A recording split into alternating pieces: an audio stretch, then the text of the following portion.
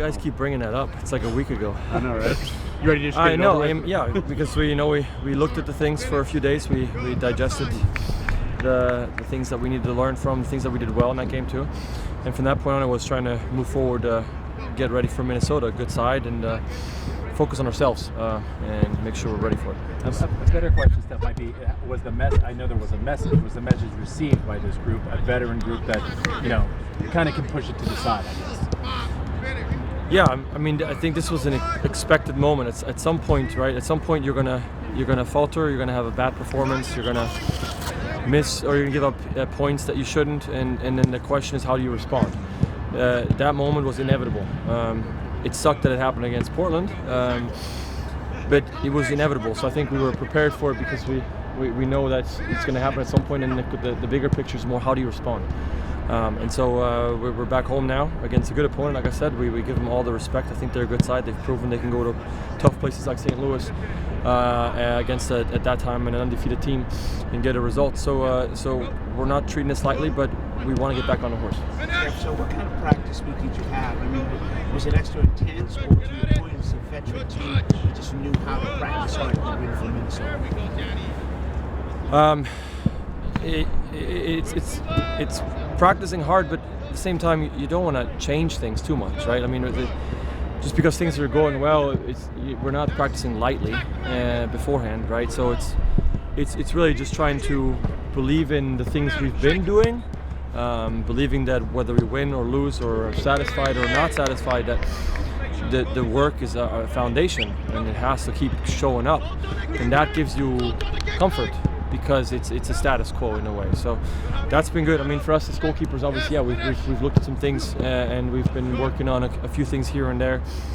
Tommy had some anger in his shots this week, so that really gets you prepared. I feel like you can face the toughest shot, and that's kind of, I think that was the point of all that. Minnesota's missing Reynoso, though. Who has stood out to you in watching and prepping for them?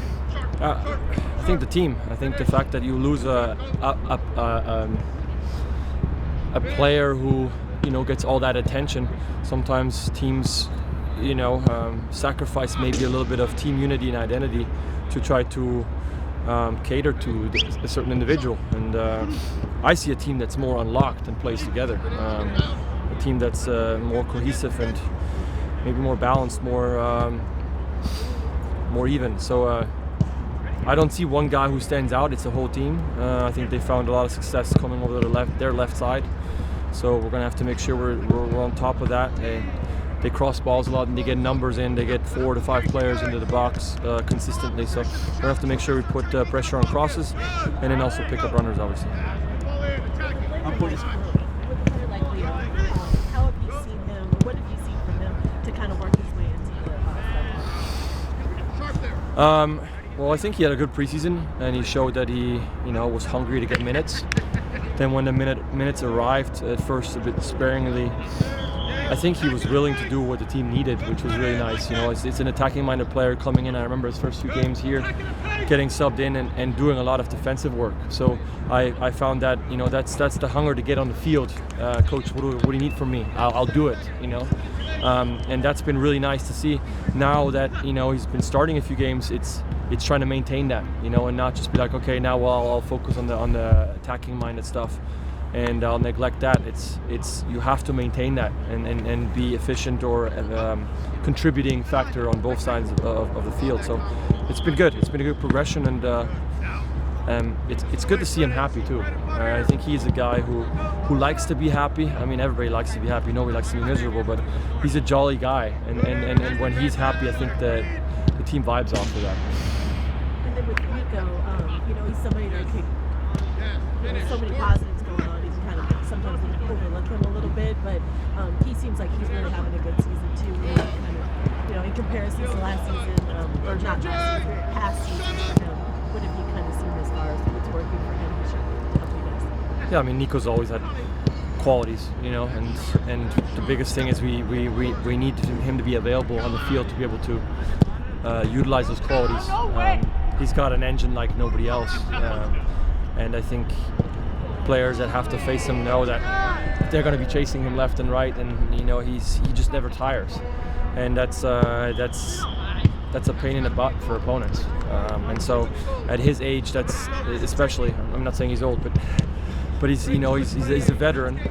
But for him to still be doing that, and that's part of his game, right? And so also a testament to his hard work in the offseason and everything he does on a daily basis to be logging a lot of minutes right now and doing it so effectively. So hopefully we can maintain that, because I know with him too, he's happy when he's on the field. It takes a lot of work to be able to put all those minutes on the field, but so far so good.